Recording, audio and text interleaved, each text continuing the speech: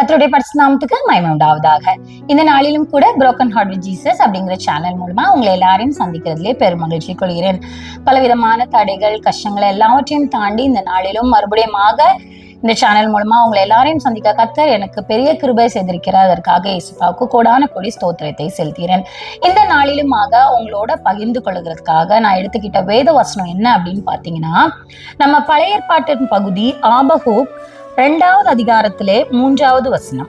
ஆபகூக் 2வது அதிகாரம் 3வது வசனம்.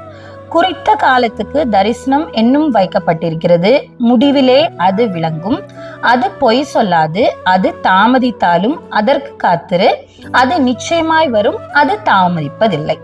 இப்போ இந்த நூல்லையுமா என்ன ஒரு காரியம் நமக்கு விளங்குது அப்படின்னு பாத்தீங்கன்னா, மொத்தமாகவே இந்த ஆபகூக் நூலின் ஒரு முதன்மையான கருத்தை என்ன கொடுத்திருக்காங்க அப்படின்னு பார்த்தா, நீதிமான் அவனோட விசுவாசத்தினாலதான் பிழைப்பான் அப்படிங்கறதா இதோட மைய கருத்தாவே இருக்குது. இதோட எல்லா வசனங்களையும் நம்ம பார்த்தோம்னா நம்மளோட விசுவாசத்தினால நம்ம பிழைப்போம் அப்படிங்கறதான் இதுல மைய கருத்தா கொடுத்திருக்காங்க.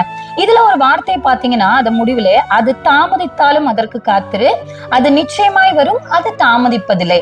அப்ப இந்த 2 வார்த்தையுமே ஒரு முரண்பாடா தோணுது இல்லையா? அதோட அர்த்தம் என்ன அப்படின்னு சொல்றாங்கன்னா, அது தாமதித்தாலும் அதற்கு காத்திரு அப்படிங்கிறதுக்கான பொருள் என்ன அப்படின்னா, நம்முடைய வாழ்க்கையில ஏதோ ஒரு காரியம் நமக்கு தாமதிக்கிற மாதிரி தோணுச்சு அப்படிங்கிறதுனா அதோட அர்த்தம் என்னன்னா, நம்மளுடைய பார்வைக்கு தான் அது தாமதிப்பா தோணுதே ஒழிய கர்த்தருடைய பார்வைக்கு அது அப்படி தோணல.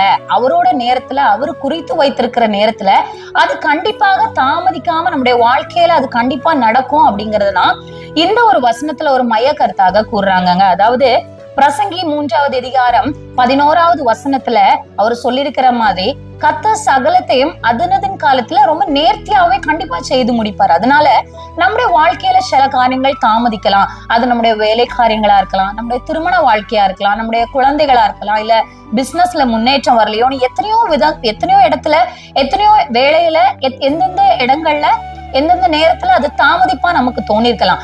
ஆனா அது நம்முடைய பார்வைக்கு தான் தாமதிப்பா தோணுதுங்கிற அந்த ஒரு விஷயத்த நம்ம கண்டிப்பா புரிஞ்சுக்கணும். அது கர்த்தருடைய பார்வையில தாமதிப்பு இல்லைங்க, அது நமக்கு சரியான நேரம் இல்லை அப்படின்னு சொல்லி கடவுள் அதை அறிஞ்சிருக்கிறதுனாலதான் அந்த நேரத்துல நமக்கு கொடுக்கப்படவில்லை.